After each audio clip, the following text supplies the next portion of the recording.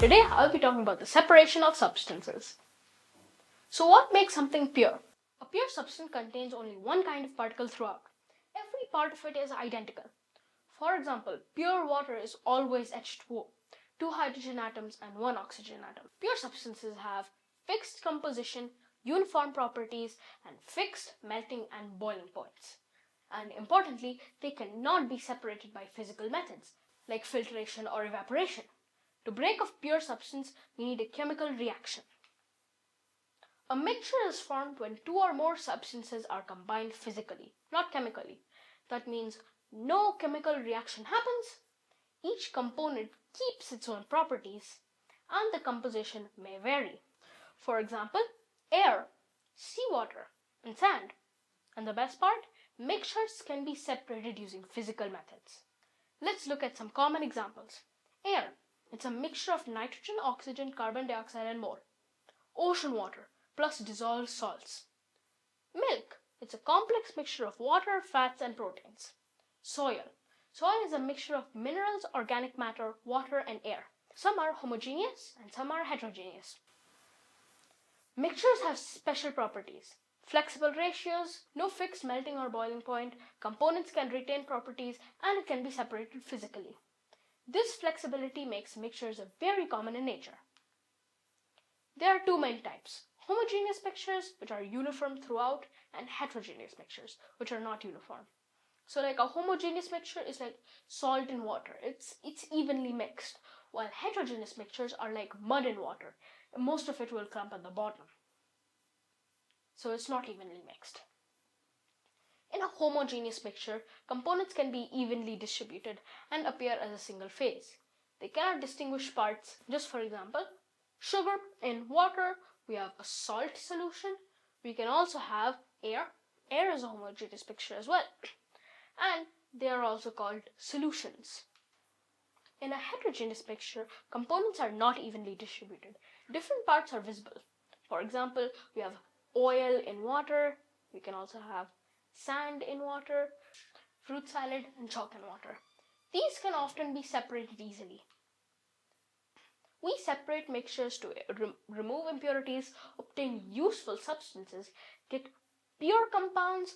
For example, removing stones from rice, purifying drinking water, extracting petroleum products, producing medicines, and a lot more. When separating solid mixtures, we use differences in size, shape. You also have weight. Sometimes you can also use magnetism. And some common methods which are used for separating materials. We have hand picking, we have threshing, winnowing, sieving, and magnetic separation. Hand picking is the simplest method. It is used when particles are large and impurities are small in quantity. Appearance should be different, because if they look the same, it's kind of hard to remove. For example, removing stones from rice. Threshing separates grain from stalks by beating. Winnowing uses wind. The light husk blows away, and the heavier grains are less blown. These are ancient agricultural methods that are still used today. Sieving separates based on particle size. Magnetic separation uses magnets to pull magnetic materials like iron from non-magnetic ones. When solids mix with liquids, we used sedimentation, decantation, filtration, and loading. Sedimentation.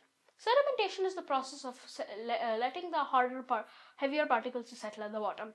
Decantation is carefully pouring off the clear liquid on top, which is also called the supernatant. Example: muddy water clearing when left undisturbed. In filtration, mixture is poured into filter paper. The liquid passes through, but the solid remains. Evaporation. Liquid turns into vapor when heated. It is used to recover dissolved liquids like salt. Condensation. Condensation is when vapor cools and turns back into liquid. These two processes work together in distillation. Distillation separates liquid based on the boiling point. For the steps, you heat the mixture. Lower boiling, liquid vaporizes. Vapor cools the condenser. Pure liquid is collected. It is used in It is used in distillation, petroleum refining, it is used in perfume production as well, and it's also used in many other places. A solution is a homogeneous mixture. A solvent is in the larger amount, the solute is the smaller amount. For example, salt water. Water is the solvent, salt is the solute. Solubility increases with heating, stirring, increasing the surface area, and water is called the universal solvent because it dissolves many substances and is essential for life. Okay, thanks for watching my video. Hope you had a good day. Bye.